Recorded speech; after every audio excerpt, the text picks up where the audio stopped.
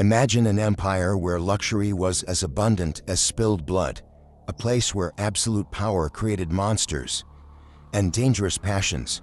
In this setting, a young slave named Sporus, whose appearance was so delicate it confused even the most experienced eyes, was transformed into the wife of the most feared emperor in Rome. Yes, you heard that right. A slave boy forced to become a wife. This story isn't a legend. It's a real and chilling chapter of Roman history. But how did it happen?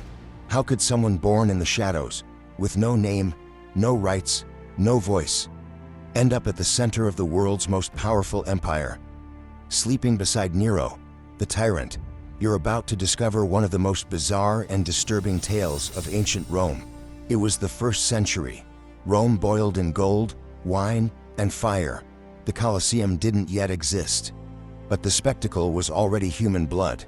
On the throne sat a man known for killing his own mother, burning his city, and calling it art. Nero, the Emperor of Chaos. And it was in this scene of imperial delirium that Sporus appeared. A slave, yes, but with something no one expected. A fragile, almost ethereal beauty that caught the eye of Caesar himself. Chroniclers of the time described Sporus as so androgynous, so refined, that he seemed hand-sculpted by the gods. And Nero, known for scorning all limits, saw something beyond mere aesthetics. He saw a way to replace. But replace what? Or who? Wait, because what comes next may completely change your image of Nero, and perhaps of Rome itself. The year was 65 AD. Rome still trembled under the weight of Nero's excesses. But inside the gates of the imperial palace, something terrible happened. Something not even all the power in the world could undo. Poppaea Sabina, the empress Nero's wife, was dead. Beautiful, ambitious, and feared, Poppaea was the most influential woman in the empire.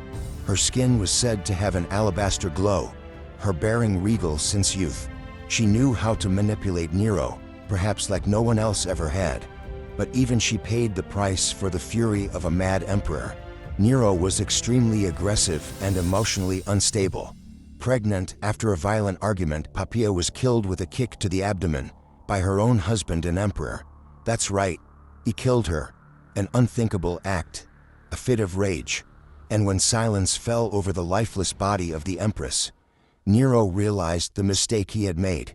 But all that remained was emptiness and unbearable guilt. Nero, the man who crushed his enemies without hesitation, sank into melancholy. He wept, he mourned, and soon he turned grief into madness.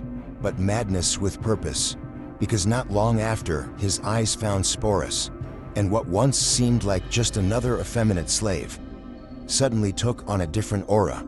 Sporus was young, very young, fragile, skin pale as marble, delicate, almost unreal features.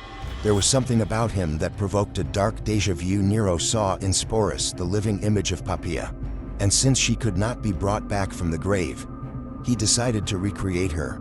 Yes, Sporus, still a teenager, would be molded to become the new empress. Not a concubine, not a royal toy, but a literal replacement of the dead wife. And if you think the worst is over, what happened next is even more disturbing. In order for Sporus to become Poppaea, who he was would have to be erased. On the Palatine Hill, in one of the most luxurious palaces of the empire, the young slave was taken. There, surrounded by marble columns, gilded statues, and silent stairs, Sporus was castrated against his will. He was stripped of his masculine identity so that his androgynous appearance would never fade. From then on, he would no longer be called Sporus. His new name, Sabina, a cruel and deeply symbolic homage to the deceased empress, as if Nero wanted everyone to see. She has returned, and I recreated her with my own hands. Female clothing began to cover his body, carefully applied makeup, hair styled in Roman curls, Oriental perfumes. He learned to walk, speak, and carry himself like a woman of the high nobility. All of this would culminate in the most unthinkable act of all: a royal wedding. It was in the year 67 AD that the impossible happened. Nero, Caesar of Rome, held a public ceremony to marry Sporus, or rather Sabina, as if he were a woman. Witnesses say everything was meticulously prepared. Sporus wore a traditional bridal gown, with a red veil covering his face. He carried a symbolic dowry, as dictated by the Roman marriage ritual. The ceremony was celebrated with grandeur, with priests, with guests, with forced applause, and the order was clear: treat her as the new empress. Sabina was presented to the court as the emperor's legitimate wife.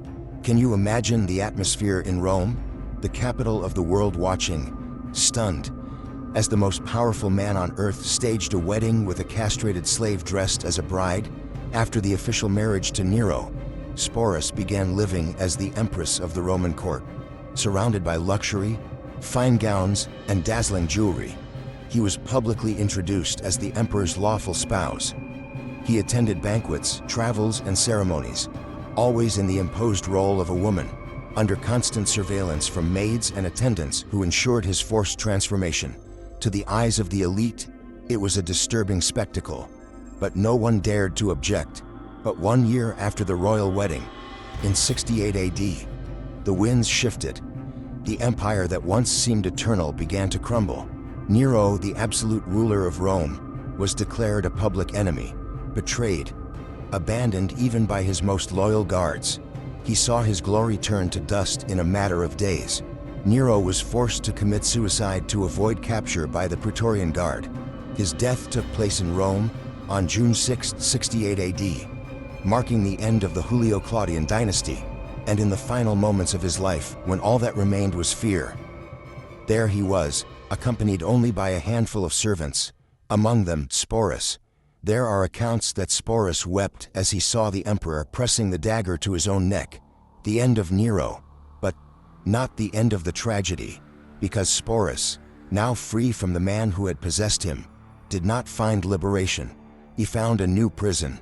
Immediately after the suicide, he was taken by Nymphidius Sabinus, an officer of the guard who sought to exploit the political chaos to make himself the new emperor. And here the story takes another cruel turn.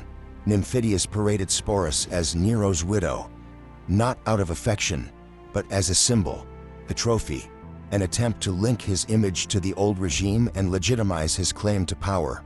Once again, Sporus was not treated as a person, but as a piece of propaganda. And even after Nymphidius's death, Sporus's condition didn't change. Otho, Vitellius, each tried to legitimize their power using the body and the story of someone who had nothing left. During Vitellius's brief reign, a humiliating plan was devised. Accounts from the historian Cassius Dio reveal that Vitellius intended to force Sporus to participate in a public spectacle where he would play the role of Proserpina, the Roman goddess who, in mythology, was abducted by Pluto and dragged to the underworld. It was the culmination of years of use, objectification, and erasure, and that's when Sporus made his final choice. Before the performance could take place, he took his own life. With a dagger, silently. He refused to be exposed, reduced, violated, even symbolically, one more time. This was his first and last act of freedom. Sporus, though his name was never engraved on Rome's triumphal columns, nor on imperial coins, nor in the speeches of the victors, truly existed. He was briefly mentioned by chroniclers like Suetonius, Cassius Dio, and Tacitus, the great names of Roman historiography, but even among them, Sporus appears almost as a footnote. But if this story made you think and left you intrigued, don't let it disappear again. Leave a like and share it so more people can learn about this disturbing chapter of Rome. To find out why Commodus was known as Rome's most depraved emperor, even more than Nero, click here on the screen and watch now.